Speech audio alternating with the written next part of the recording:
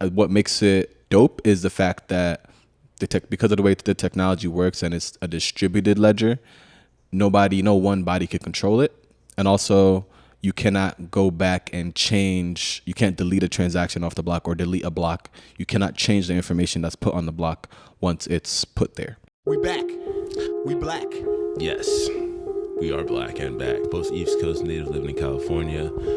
He's in LA. I'm in San Diego.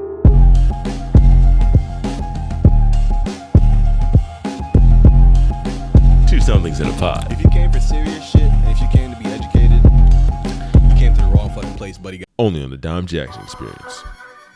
Yeah, how we feel, man? Virtual again. So we are the Two Somethings in a Pod. This is the Two Somethings in a Pod podcast. Yes, sir. I am Dom Jackson, founder of Day by Day Media. And I am Ozzy McIntosh, co-host of Two Somethings in a Pod. And we are your favorite boys on the blockchain, making the blockchain fun for everyone. Yes. So Ozzy, how have you been? Anything new? Bro, I just trying to learn how to clone different websites like Google and stuff. Just the home pages as far as coding and stuff to practice, every day practicing, just like I'm going to the gym, making sure that I code a little bit per day. Gotta keep the muscles tight. Right. Getting them the coding reps in. Them code ups, yes sir. Oh, them code ups. Oh, that's a mixtape. That is a mixtape right there. Coming soon. That is, holy shit, that is coming soon. That's so. That's how you been, cuz? It's good. I'm making a big shift in day by day media. So what I'll be doing now, I'll be focusing most of my attention right now on building up my LinkedIn profile and helping people build up their LinkedIn profile for my social media marketing services. So I'm about to be on there. So if you haven't already connected me, on LinkedIn, because I'll be posting more stuff on there, and connect on my Day by Day Media page on there as well to get your LinkedIn tips and follow my journey. Our journey. Exactly. Yeah. It's our journey. And if you haven't already, make sure you subscribe. Like the video if we bring any value to you all today. Listeners, definitely leave a review if you can, if you like what you're hearing and you do like what you're hearing. So for sure. Yeah. And always feel free to comment as well. Yes, always feel free to comment. Yeah, put a comment if you have a question. There we go. We're getting better at this YouTube shit. Don't worry about it. We're getting there for sure. That's a fact.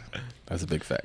Now on the internet, we're going back to the basics right now. What we're doing right now with the show, and today we're going to be talking a good amount about just like what the blockchain is as a whole. We're real big blockchain enthusiasts, and we're very big on where it's going to go, taking the space as a whole with NFTs, with cryptocurrency, with smart contracts, with anything that even ends up coming up in the next couple of layers. So like I said, we're making the blockchain fun for everyone. And basically, so Ozzy, what do you think if you had to explain the blockchain to somebody, how would you explain it? So I would explain the blockchain as simple as possible as a connection of blocks, if you want to have like a physical representation of it. And inside of those blocks are transactions, blockchain transactions. They could be financial transactions, like when you are exchanging cryptocurrency, either on a crypto exchange to trade, or if you're sending cryptocurrency to somebody. And you could just imagine a bunch of those are put into one block. And then once that block is quote unquote filled up, it'll be another block. And those blocks are connected, like a chain is connected. What makes it dope is the fact that because of the way the technology works and it's a distributed ledger, no one body can control it. And also, you cannot go back and change. You can't delete a transaction off the block or delete a block. You cannot change the information that's put on the block once it's put there. Facts. That's definitely a great way to explain it. I actually made a little metaphor for it too to help people get it that needed more of a picture of it. Oh, yes. So I was thinking about me and you and a third friend had a pizza shop. And in that pizza shop, we had a book that we wrote down all the transactions onto. That would be like our ledgers. That would be our block. So everybody came in, someone bought a pizza, we bought sauce, anything that was part of purchase was in that book that we have inside of our pizza shop. So you come in, we write down on the book, then all three of us would check it to make sure everything went through the way it should be. From there, we would, at the end of the day, we would go over everything, verify everything. Then we would lock the book up so you can't change anything, but we put it out in front of the store so everybody could see it. And each day you would come in and see, each day like the Monday book, the Tuesday book, the Wednesday book, and so on and so forth. Each book would be like a block on the blockchain, and all the data inside the block would be all the information of the transactions of that day. So everything would kind of go together seamlessly, and then we would be the computers because we would check to verify everything happening. That was like, it was all true. Because essentially, everything you just said is exactly what it is.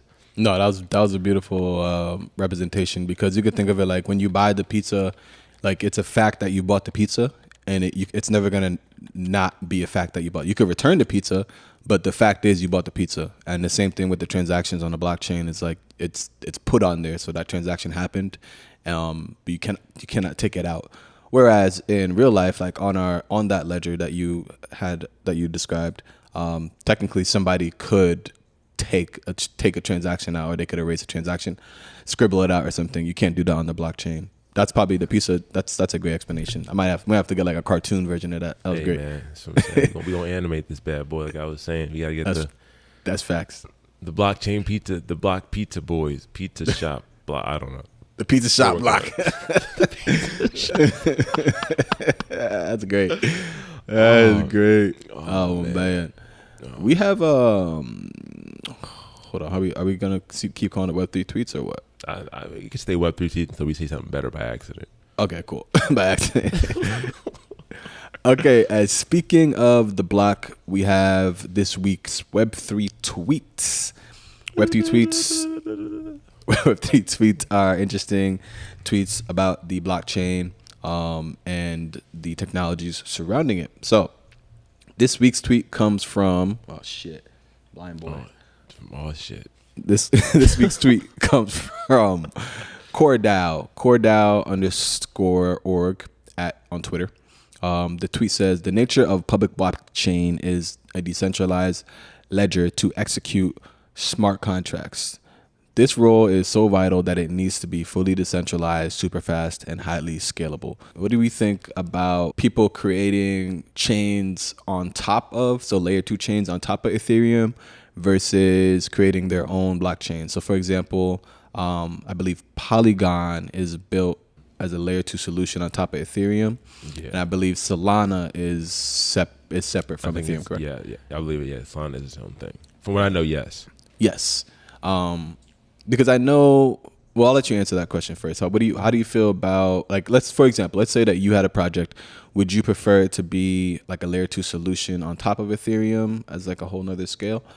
Or would you be more imposed to do it like the other way, where you're like separate from Ethereum and you have your own thing? I think it would depend on what you were trying to do. Because I know one of the bigger things, because with inventing your own like avenue on the blockchain, whether it's for a cryptocurrency to have your own coin or contract or NFT project, there's definitely a power of being more mainstream, so Ethereum being more the one popular one and one of the more secure ones, just like people already there, people already established, things already set up. Yes. I think there's a certain point of kind of joining that, if you're it's like kind of like going to join a corporation or like starting your own thing, you know what I mean? Like if you want to go work for someone else's business and work for your own. There you go. There's definitely a lot of benefits on being on that side of building up on that next layer or one of the layers that's already top of there, like already having so much establishment set up, having the security, the community already there, as opposed to going out and starting everything from scratch on your own. No one knows who you are, no one knows what you're about. Exactly. Not as many opportunities in the initial part, but then like the long game, like you started a whole new series of what that would be like on the blockchain. I don't really know. I don't even know what, like, the ones that are not popular. Like Cardano is one of the ones that's like, I know it's not as mainstream as the rest of them. But I don't really know anyone. Like, I don't know anything about that one at all, or what they have. But I just know there's like NFTs on there. But there's so many opportunities to build with the blockchain and build on. So me personally, where I am right now, I think I would probably still go with the layer 2 of something that's already established, just because I think it'd be a good spot to get the brand recognition. But for everything else, that's where I stand for right now, for what I know.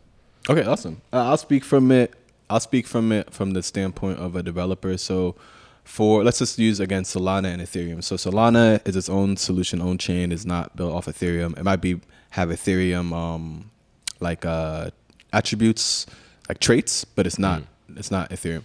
Ethereum is built using a programming language called Solidity, like I mentioned last episode. Yep. And it's not a language that really transfers into like regular programming. So like if I wanted to like make a website, I wouldn't use Solidity to make a website. Whereas with Solana uses a programming language that was already here way before the blockchain was here, called Rust. Yeah, called Rust. So there is a developer community that was there already for Rust, but it wasn't being used for the crypto stuff. So it's still new. And like you said, Ethereum almost comes like template where you can, because of the different parts of the community that are already there, you got your developers, you got your community that already knows about Ethereum, you got your investors that know about Ethereum, and you can kind of plug and play as a developer into whatever it is you're trying to create using that system. Whereas over here with Solana, and not to mention, we can't be remiss to mention that Solana actually was down for a few hours. Yes. So I hope that's the right word. We'd be remiss to not mention that Solana went down for a few hours yesterday, and it's happened before. And if you can imagine that you built like your business on it, and because of the nature of crypto, it's running 24/7. So you can imagine that your customers are probably worldwide, which means just because you're sleeping doesn't mean your customers are sleeping. They might be trying to transact. And if they can't transact on your chain, then that's an issue. That's an issue. Salty. Yes. But I'm sure that's something that the developers are going to figure out. That's the thing with blockchain, is that because this use of blockchain is so new, I mean, it's only been however many years, there's still like these little things that need to be figured out. Ethereum, like you said, has that community, and those developers have been doing it for so long, and they're constantly working on it. So all those kinks are usually figured out beforehand. Whereas, again, if you're building your own stuff, you got to be ready for those kinks and expect the kinks are going to happen. A lot of developer programs will have people that are called like bug bounties, and they'll go and on purpose, they'll go try to break the code, and they'll get rewarded if they can actually break the code. That's actually something I'm interested in doing. Once I get to like that level, I'm trying to. Bug bounty boys. Yeah. Hell yeah, bug bounty boys. So I have a question for what you, from the coding aspect, what you were learning. The program you said that Solana was recording with, Rust. That Solana was Rust. Yes. So with Rust, what did Rust have to? How much do you know of Rust having to change from Web 2 to Web 3? Like, because it wasn't a blockchain one before, I imagine. No, as far as I know, the language itself didn't have to change much. It was more about how they were using the language. Gotcha. And the different stuff that plugs in. So like, just like how Ethereum is like its own platform, and you could plug in stuff to Ethereum, it's similar with like a lot of programming language. Like there's a programming language, and then they have stuff called frameworks. And the frameworks allow for you to develop faster. So basically, you can code all that stuff by hand, like manually, but these frameworks allow for stuff to happen much faster. So it'll like put in all the different stuff that you need, so that you can just streamline the process and make it happen faster. Get that product out to your consumer ASAP Poppingtons. Oh, ASAP Poppingtons. Oh shit. Yeah. That makes sense. Well, yes, speaking of ASAP Poppingtons and companies getting stuff out faster to their people. Yes. Web3 Starbucks is releasing some NFTs. Whoa, big one. Starbucks in every corner. The Bucks. Do people call Starbucks the Bucks? Never, bro. Don't ever do that. I thought I was making something up. The Bucks. That's a basketball team. Shout out Giannis. Starbucks is now offering NFTs as reward for customers and employees, and it's going to be on Polygon, which is a layer on the Ethereum blockchain.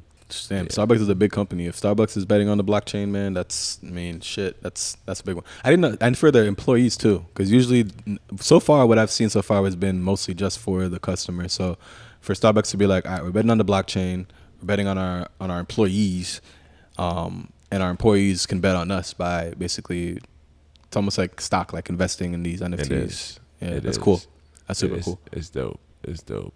So that's a big play. Adobe is another one hopping on the blockchain as well. Adobe is definitely one of the biggest creative companies. I don't know what to call Adobe. There's so much stuff: Photoshop, Premiere Pro, blah blah blah. But they're also going to be on Polygon as well. Yeah, they actually just bought a big company called Figma, so they're becoming like a massive powerhouse. We'll see how they do financially, but as far as like the creative realm, they got everything. But anything that needs to be created can be created using Adobe's suite of products. And now they're adding blockchain into the mix. Huh? Yeah, man. People are coming on the block. People are coming around the block or to the block. I'll get that figured out. I'll get that figured out. But thank you guys so much for watching. If you have any questions, put that down below. Questions on the blockchain, things you're curious about, things you want us to talk about. Future episodes, definitely want to know. If you haven't already, follow me at Dom Jackson 747 and at Day by Day Media on Instagram and LinkedIn. There you go. You can follow me at Ozzy McIntosh Jr. on everything, and you can follow the both of us at Two Somethings in a Pod on everything except for Twitter. On Twitter, you can follow us at _somethings. Thank you so much for watching. Hold on.